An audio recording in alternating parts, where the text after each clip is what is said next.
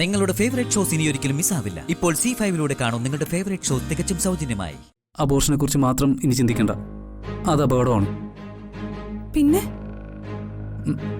നീ പ്രസവിക്കുന്ന കുഞ്ഞിനെ ഞാൻ എൻ്റെ കുഞ്ഞായിട്ട് തന്നെ വളർത്തും.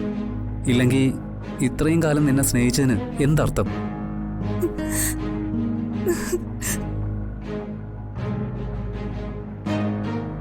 ആ കാര്യങ്ങളെക്കുറിച്ച് ഓർത്തൊന്നും നീ ടെൻഷൻ ആവണ്ട.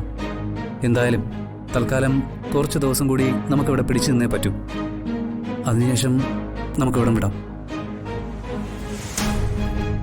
പോവാനുള്ള വഴി നമ്മുടെ മുമ്പിൽ എന്തായാലും തെളിയാതിരിക്കില്ല.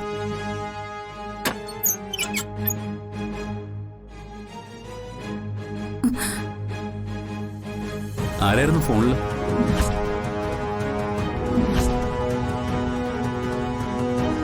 എന്തിനാ എന്നെ ഇങ്ങനെ പേടിക്കുന്നത്?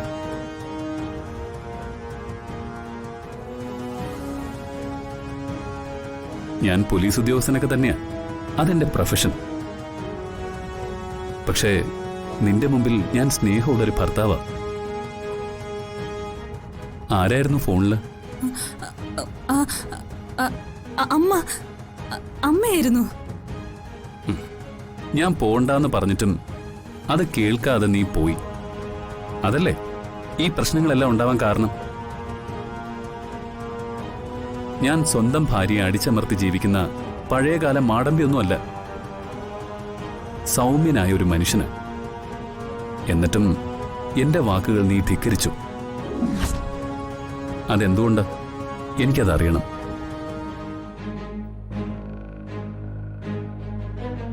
എന്താ മൈഥിലി, ഞാൻ ചോദിച്ചതിന് മറുപടിയില്ലേ?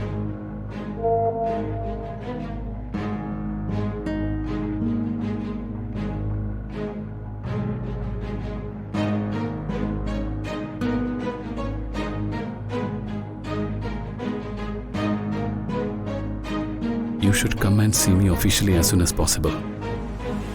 IG.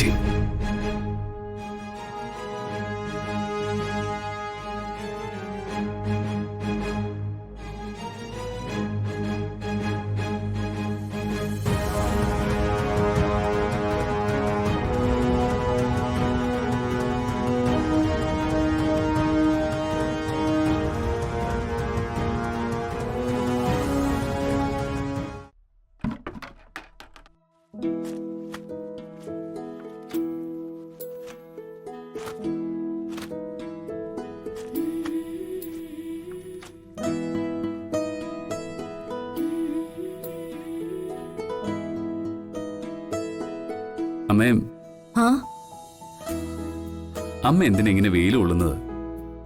ഇതൊക്കെ ചെയ്യാൻ ഇവിടെ സെർവൻസ് ഇല്ലേ? വെയിലും മഴയൊന്നും അമ്മയ്ക്കൊരു പ്രശ്നമല്ല മോനെ. പിന്നെ ഇത്തരം ജോലികളൊന്നും സെർവന്റിനെ ഏൽപ്പിച്ചാല് ശരിയാവില്ല. എന്തായാലും ഇനി മുതല് അമ്മ ഔട്ട് ഹൗസിലൊന്നും താമസിക്കണ്ട. മുത്തശ്ശിയോട് പറഞ്ഞ് ഞാൻ അമ്മയെ ഈ വീട്ടിനകത്തേക്ക് കയറ്റുന്നുണ്ട്. അതിന് ഞാൻ വീടിനകത്ത് കയറുന്നുണ്ടല്ലോ. അത് അടുക്കളയിൽ ആഹാരം വെക്കാനല്ലേ? ഞാൻ അതല്ല പറഞ്ഞത്. അമ്മ ചെമ്പകമംഗലത്താ താമസിക്കേണ്ടത്, അല്ലാതെ ഔട്ട് ഹൗസിലല്ല.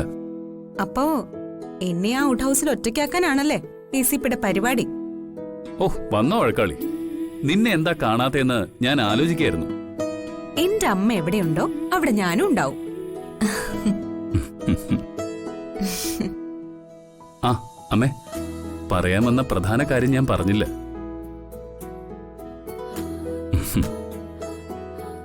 എന്റെ അമ്മയ്ക്ക് ഈ മകന്റെ പിറന്നാൾ ആശംസകൾ. താങ്ക് യു മോനെ. പിറന്നാളായിരുന്നോ? എന്നിട്ട് ഞാൻ അറിഞ്ഞില്ലല്ലോ.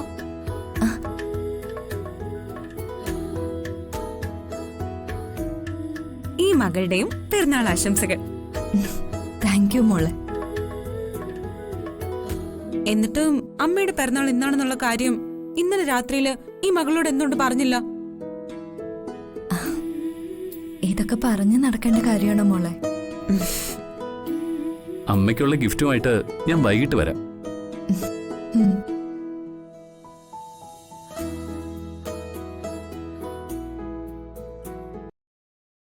ഇതെന്തിനാ മുറി കുറ്റിയിടുന്നേ? പേടിക്കണ്ട, ആക്രമിക്കാനൊന്നും അല്ല. എന്നെ കോടതി ഉൾപ്പെടെ എല്ലാവരും മൈനറായിട്ട് വെച്ചിരിക്കുക. പക്ഷേ ഞാനൊരു ഉഗ്രൻ മേജറാ. ഉഗ്രം മേജറോ? അതെ, എല്ലാം എനിക്കറിയാമെന്ന്.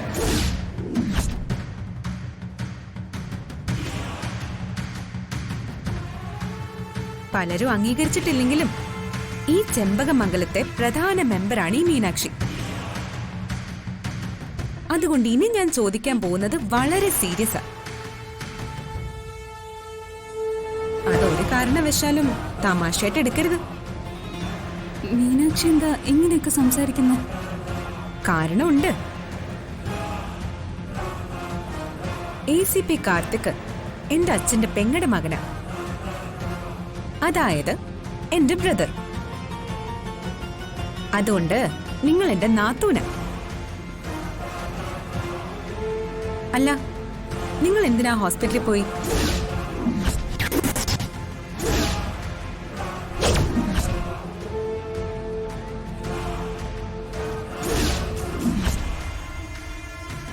ആ, വിയർക്കണ്ട, വിറക്കണ്ട, പിന്നെ തലയിറങ്ങി നാടകമൊന്നും കളിക്കണ്ട. നിങ്ങളുടെ പിറകെ ഞാനും ഉണ്ടായിരുന്നു.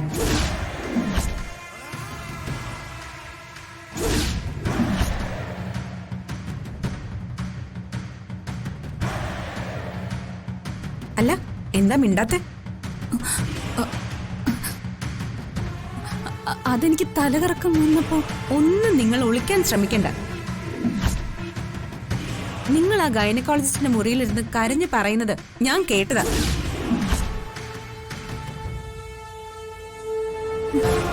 അയ്യോ, നിങ്ങളെ മാത്രമേ ഞാൻ കണ്ടുള്ളൂ. കൂട്ടത്തിൽ ആരെങ്കിലും ഉണ്ടായിരുന്നോ എന്ന് എനിക്കറിയില്ല. ഒരു ഭാഗ്യല്ലേ ഒരു കുഞ്ഞുണ്ടാവാന്ന് വെച്ചാ, അതും ആദ്യമായിട്ട്. അബോർട്ട് ചെയ്യാന്നൊക്കെ വെച്ചാ അതെന്തൊരു ക്രൂരതയാ. മീനാക്ഷി പ്ലീസ്, നീ കരുതുന്ന പോലെ ഒന്നും അല്ല കാര്യങ്ങള്. എനിക്ക് PG ചെയ്യണം. പ്രഗ്നൻസി പീരീഡില് അത് ചെയ്യാൻ കാർത്തിക് സമ്മതിക്കാത്തതുകൊണ്ടാ ഞാൻ അബോഷനെ പറ്റി ചിന്തിച്ച്. നീ എന്നെ തെറ്റിദ്ധരിക്കരുത്. എനിക്ക് പഠിച്ചേ പറ്റൂന്ന് തോന്നി, അങ്ങനെയാ അത് സംഭവിച്ച. ഇനി അങ്ങനെ ഞാൻ ചിന്തിക്കില്ല. അബോഷനെ കുറിച്ച് ആലോചിക്കുക പോലും ചെയ്യില്ല. നീ ക്ഷമിക്കണം.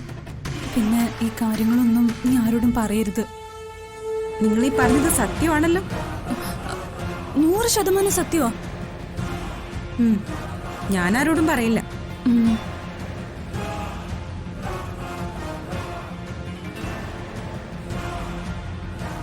പക്ഷേ ഇതിന്റെ പിന്നിൽ എന്തെങ്കിലും വഞ്ചന ഉണ്ടെങ്കിൽ ആര് വെറുതെ വിട്ടാലും ഈ മീനാക്ഷി വെറുതെ വിടില്ല.